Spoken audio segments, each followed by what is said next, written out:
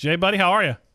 Good, Aaron. How's it going? It's good. For those for those who don't follow boxing closely, it's times like this. It's very difficult to kind of wade through the rumors and the trash talk.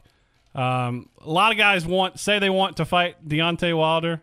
A lot of guys don't want to put up realistic demands to make that happen. But just where does Deontay stand right now in terms of his next bout?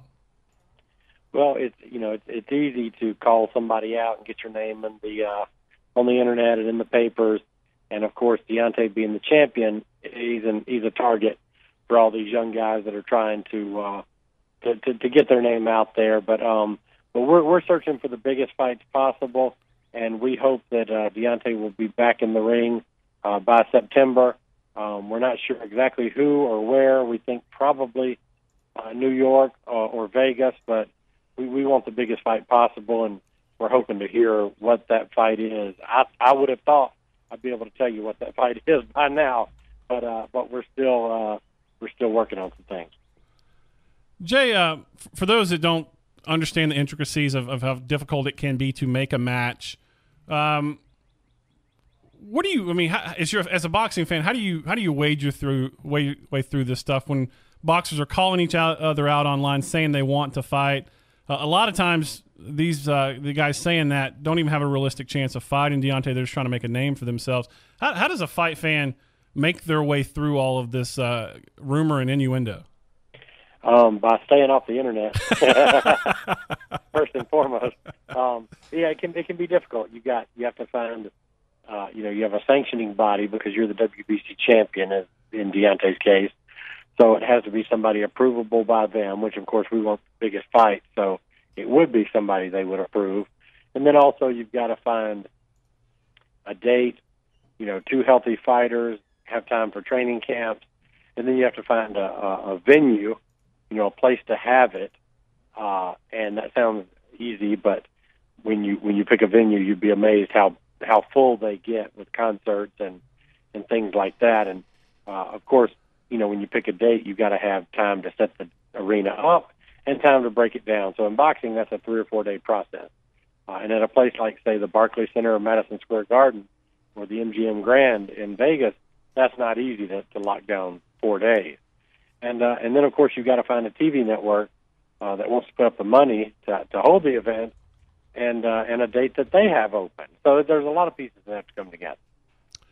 Jay, there's been some news the last couple of days. And any time really Deontay talks or goes on social media, it kind of makes news in those boxing blogs and forums. As you mentioned, if you want real news, stay off the internet. But Dylan White's a guy that they're trying to get some attention from Deontay. Deontay comes out and says he wants $7 million for that fight. Any chance that fight comes off? I don't see any way. I don't think there's a reason for it. Because why would we go to England to fight Dylan White, who got knocked out by Anthony Joshua? If we're going to England, let's fight Anthony Joshua. That's the fight everybody wants to see. Why would the promoter over there, Eddie Hearn, he's got Dylan White and Anthony Joshua. This to me sounds exactly like us calling Notre Dame in football and saying, hey, Notre Dame, come on down to Bryant-Denny Stadium in September. Oh, you're not playing Alabama. You're going to play West Alabama. Well, what's the point? If we come to Alabama, if we come to Bryant-Denny, we want to play Alabama. Well, if we go to England, we want to fight Anthony Joshua. It's the fight everybody wants to see. I mean, I don't even understand the thinking. It almost seems like it's relegating Deontay to a second tier, and he's not a second tier. He's got the most prestigious belt in all of boxing, more prestigious than anything Joshua had. Talking to Jay Deas, he's the owner of SKYY Boxing over in Northport, also the co-manager and trainer of heavyweight champion Deontay Wilder. The WBC president yesterday told ESPN.com, that is Maurice Suleiman, goes out and kind of, I don't want to say talks over himself, but he says that Deontay has a mandatory against the number one challenger, which is Bermane Stiverne, who Deontay beat in January 2015 to win the WBC belt. And then at the same time, Mauricio comes out and says that unification is also important. So I imagine if I'm having a difficult time keeping track of all this as someone who's paid to cover Deontay Wilder, it's got to be infuriating sometimes making sense of how they change the rules and what trumps what, Jay. It does. And it's very, I mean, if you want to go back to the beginning, which is, I think, what you should do, anybody should do in these situations is, okay, no, let's start off with, why is Bermane Stiverne the mandatory challenger? Let's just start there. He's fought one time since Deontay beat him. He won a decision, got knocked down, won a decision over a fighter that had about 30 wins and about 10 losses, and hasn't fought again. And that's since January of 2015. That's that one fight since January 2015. So how in June of 2017 is he all of a sudden the mandatory, as if he's the best of the lot, and for the WBC title? That doesn't make any sense to me. Yeah, it's bizarre because since Deontay won that title, he has not fought a mandatory bout, and we're over 2.5 years now since then. But you mentioned Bermane Stiverne. Not that the sanctioning body needs to concern themselves with this, but there has to be some consideration for what the appetite for a fight would be. And, reading the tea leaves here, the fans don't want to see that. I imagine a promoter's not real keen on putting up money for a fight that no one wants to see. Yeah, that's what we talked about the other day. That seems to be the only sense that Wilder Stiverne 2 would make, would be to put it on the Mayweather card, and that way maybe you can get it on that card, and because Deontay doesn't want to take a major pay cut to fight somebody he's already beat. So putting it on the Mayweather card would be, in my mind, the only way that it would make sense. But we will see what's coming up, and we hope to know soon. Like I said, I thought I would have already known, but we're actively trying to get Deontay back in the ring. If you look at the things that he's posted and the things that he's put out on the internet, the underlying reading between the lines thing is he needs to get back in the ring. He's obviously frustrated and a little bit even probably angry that these guys are saying this and that, and yet they don't come up with realistic ways to do it. They're just using his name to try to make a name for themselves. In boxing, there's always what you call terms or options, and these are things that are, in other words, a promoter can come up and say, we want you to fight our guy, but if you win, then I get to be your promoter for your next 2 fights. Well, that makes zero sense for a guy like Deontay to sign anything like that. Why would I want you to be my promoter when you've done nothing but say bad things about me the whole time? That's the kind of thing you run into. So it's not fair. It's not fair to call a guy out and then hand him a one-sided deal and say, oh, he's scared he didn't sign it. But that's what happens sometimes. Yeah, Deontay Wilder and Floyd Mayweather are both represented by Al Heyman. If you know anything about boxing, you know his name. He's a major mover and shaker.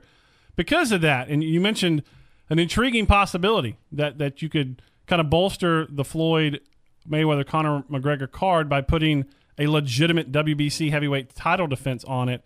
Because most people view this fight, it's going to do huge eyeballs. A lot of people are going to watch it, but I think anyone who knows anything about Floyd Mayweather is he's maybe the greatest defensive fighter of all time, and Conor McGregor, it's a good MMA fighter, but he's not a pro boxer. What are the odds? I know it's probably a long shot, but is there any chance that Deontay ends up on that card?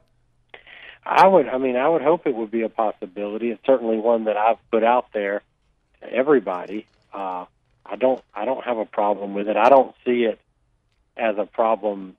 I don't see us as being on the undercard. I see us as being the fight that would kind of make the event a bigger event. I know it's going to be a huge event, but it's a huge, I guess if you want to use the term freak show or circus, it's more of a spectacle than a sporting event. and I think we would bring a legitimacy to the event that would help a lot. Wrapping up here with Jay Deas, the owner of SKYY Boxing over in Northport. If you have any interest in learning the basics of boxing, Jay can help you out there. Go over, look it up at SKYY Boxing over in Northport. He's also the co-manager and trainer and has been since the beginning of Deontay Wilder's amateur and pro career. Jay, what's so difficult is we still don't know for certain if Stavern's going to be the fight. The WBC keeps intimating that, but there's nothing in writing. I know there was some talk about bids going out, but do you have any idea when you'll know if it's going to be Stavern or if you're open to negotiate with other people? I'm hopeful to know within the next week or so. I understand he's mandatory, and you mentioned earlier that we had not done a mandatory yet, but we actually did. We tried. You tried to. In terms of one day we were in Sheffield, England, in training, and one day away from being the first American heavyweight champion to travel to Russia to fight a Russian on Russian soil and defend our title there. Outside, of course, the Rocky movies, but in real life, the first. And we're denied that opportunity quite unfairly because we were ready, willing, and able. And as you know, Povetkin had tested positive, the guy that we're going to fight, for a performance-enhancing substance, and the fight didn't happen. And after that, before fighting Stavern, he tested again positive for a different banned substance. And Stavern did the same thing we did, which was say, I'm not fighting under those types of circumstances. There's not a level playing field, particularly in Russia, given the situation over there and the Olympic news from their athletes and all the things you hear. It just wasn't the thing to do. If it wasn't going to be a fair, square deal, then it shouldn't be done. And so we're proven right. But yeah, we tried that. But we're up to any fight. We just really want the biggest fight. We want what the fans want, and that's the biggest fight. Whatever the biggest 5 names out there are, that's the ones we want, and we're not really all that interested in anything else because the fans aren't really interested in anything else. Yeah, you mentioned that Alexander Povetkin fight. I'm all too aware. I was just short of hopping on a plane to Russia, and that cheater cost me a free trip to Russia. Wrapping up here, Jay, you mentioned the biggest possible fight, and I think people recognize that would be Deontay Wilder and Anthony Joshua. A lot of people speculating that fight would do big money over in England. I imagine that you're open to that because Deontay has said he wants the biggest and best fights. Is that the best fight you guys could make? I mean, it's not realistic to be your next fight, which will maybe be in August or September, but it looks like these are two trains heading toward each other.